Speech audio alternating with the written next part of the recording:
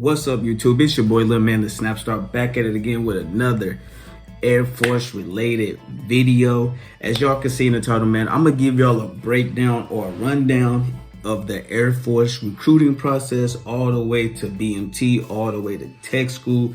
So if you're interested in joining the Air Force, leave a like, comment, let me know so I can give y'all some advice, tips, or any insight of something that you may want to know. If I can't answer, I will literally tell you to go talk to a recruiter or something like that, or somebody that's more been in longer or more familiar. But anyway, without any other extra talking, let's get into the video. So if you're amongst the people in the world amongst the ages of, around the ages of 17 to 42, you're eligible to join the U.S. Air Force or the Army, military, whatever branch you want to join. But you got to get a waiver at 17 because you know you're not legally an adult. But anyway, so much kudos to the ones who joined at 17. But if you're interested in joining the officer ranks, you got college and ROTC, and you can get promoted through doing JROTC in high school. I think you got to at least do 2 semesters, or if you do all 4, I think you come in as an E3 or an E2. It's one of them. I think it's 4 years you do E3 and 2 you do E1. You come in as E2. But anyway, so you got that. I mean, the Air Force has a lot of, I think over 150 careers that can translate into the civilian world. Like I was told by my dad, who's an Army vet, told me to either go Navy or go to the Air Force due to the way of life and the opportunities that you have. So this is not really to bash any other services, because I'm really an Army person at heart. So other than that, so once you do the recruiting process, you go talk to a recruiter, obviously. Then you get to the ASVAB section. The MEPS or ASVAB section. Yeah, you go to do your ASVAB. If you score, I think the qualifying score for the Air Force is 36. But they tell you to at least score 50 so you can have a better opportunity of more jobs. I scored a 47 on my ASVAB, so they was like, oh, you're close, but you also did pass the minimum requirements that you have to get in. So I was like, all right, cool. But I think I out of the 150 jobs, I only qualified for 20 maybe. Yeah. So I really had a wide selection, but I didn't have a wide selection because I was more looking admin, so that's what I was looking for. But anyway, fast forward that after you do your ASVAB, it's good. Like, it depends if you got any medical history or stuff like that. If you don't have anything wrong with you, don't say anything. I'm just gonna be honest with you because I had a medical situation that took forever. But anyway, so if you don't really have any issues or any felonies, like with the Air Force, you do gotta sort of kind of have some type of good credit. So you might want to check that out too, because I did the same. I had to go through that and all that. But I think it all depends on what job you get or choose or whatever. So with the Air Force, you either can sign a 4-year or a 6-year contract. 6-year contract comes with the enlistment the promotion early, whatever. It's like some type of incentive. Like I'm on a 6-year contract, so once I graduated tech school or did 20 weeks into the U.S. Air Force, I became an E3. And if you do a 4, I think it's like 6 months after you graduate tech school or something, you become E2 or something like that. So anyway, you got that, and then you pick your job. They're gonna have you pick a lot of jobs. With the Air Force, that's different with like the Army, I want to say, since I'm familiar with that low-key, that you can pick your job. You low-key can't pick the job that you want. It all goes with the Air Force needs. So you can pick a list of jobs that you want to do, like, or might be interested. You might not even qualify for your dream job. So like with me, I had all the jobs that I wanted, even the dream job that I want to do outside, but I didn't choose it like a stupid ASS. But anyway, you don't get, like, I don't know how to explain it. But anyway, you can pick your job, and you can go open, like an open admin general or something, whatever like that, and they will basically pick the job for you. I don't prefer that, but that's what you want to do, then do it.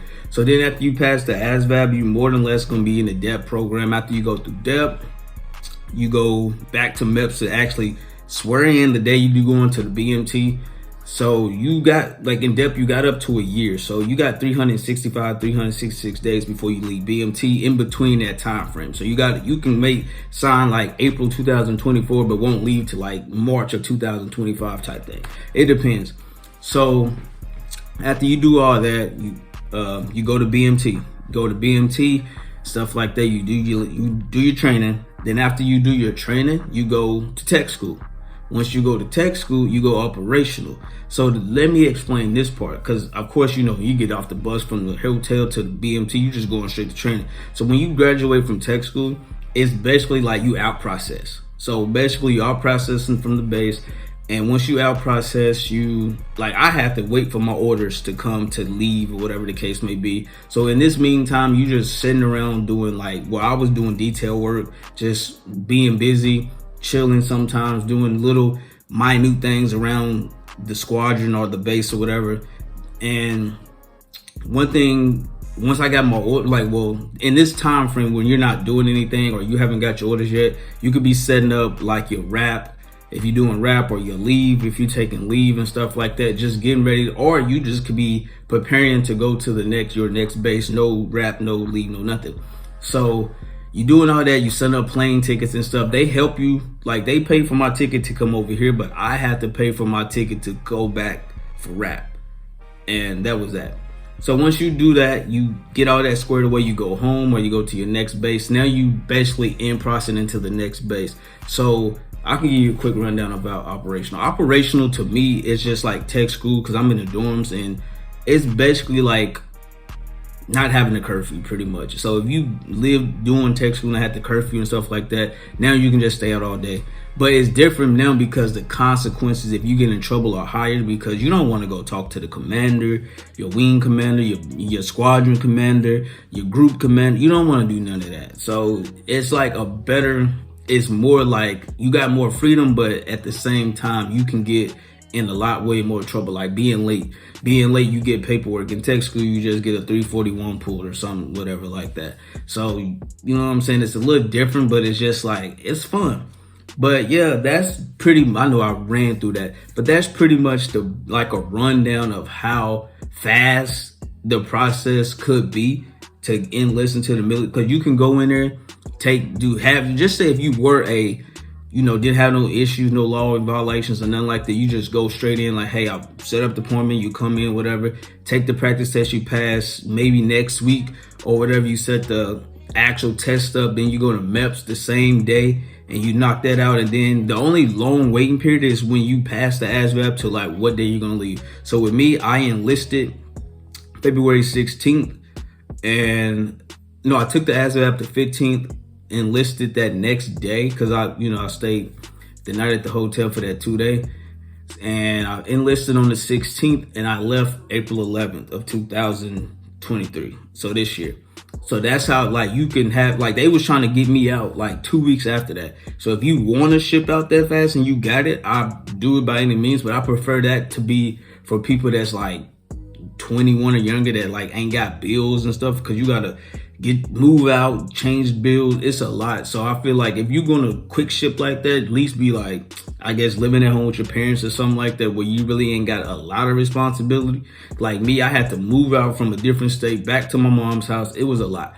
But other than that, man, the process can go fast or it could take forever depending on your situation and what you got going on. Of course, the medical is going to be the only thing could probably hold you up, because it's hard to get waivers for, and also some law stuff. But other than that, man, if y'all interested in joining the Air Force, Marine, Navy, Army, Coast Guard, whatever branch, it's all kind of the same at this point when it comes to processing in. The only thing, I think the Army, you can just pick any job you want. If you pass the ASVAB, yeah, I want to do this. It's kind of all the same. But I'm going to drop a video on maybe next time about how to study for the ASVAB or something like that. But if you like what you saw, leave a like. Let me know if y'all are interested in joining the Air Force or any type of branch, or about to leave or whatever. Let me know so we can talk about it. I might see y'all down the line. And StarLifeTV, we out. Yeah.